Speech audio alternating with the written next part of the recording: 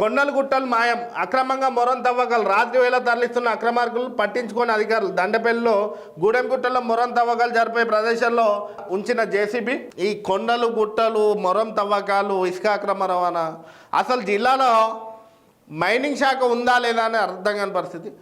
వార్తలు వస్తే అప్పటి మందం పోతారు, చర్యలు తీసుకుంటారు. మళ్ళీ తెల్లారి నుండి యథావిధిగా ఇసుక అక్రమ రవాణా జరుగుతుంది, మొరం అక్రమ రవాణా జరుగుతుంది, కొండలు తవ్వుతారు, గుట్టలు తవ్వుతారు, చర్యలు ఉండవు. అధికారులకు వాటాలు వస్తాయని ఆరోపణలు ఉన్నాయి.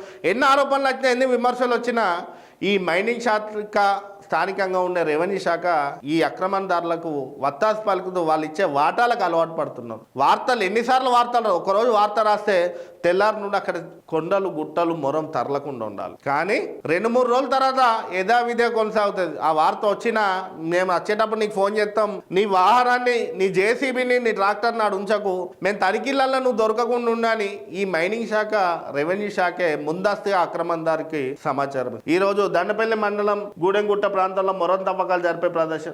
ఈ ప్రాంతం ఈరోజు వార్త వచ్చింది, రేపటి నుండి ఆ ప్రాంతంలో జేసీబీ ఉండదు ఒక 4-5 రోజులు, ఆ ప్రాంతంలో ట్రాక్టర్ ఉండదు 4-5. ఆ తర్వాత యథావిధిగా ఈ దందా కొనసాగుతూనే ఉంటుంది. మళ్ళీ అధికారులకు ఫిర్యాదు చేసిన సమాచారం పైన నీ మీద ఫిర్యాదు వచ్చింది, పలానోడు ఫోన్ చేసిన పేరు కూడా పలానోడు ఫోన్ చేసిండు, నువ్వు అక్కడ అప్పటి మందం జేసీబీ తీసే ట్రాక్టర్ లేకపోతే అన్న ఏ రాదే ఊకే నీ మీద ఫిర్యాదు వస్తాను. అది మైనింగ్ శాఖ అధికారుల పనితీరు, కొంతమంది మైనింగ్ శాఖ అధికారుల పనితీరు, స్థానికంగా పనిచేసే రెవెన్యూ శాఖ అధికారుల పనితీరు, గ్రామ పంచాయతీ శాఖ అధికారుల పనితీరు అంత అధ్వానంగా దాపురించింది ఈరోజు రాష్ట్రంలో, ముఖ్యంగా మంచిర్యాల జిల్లాలో.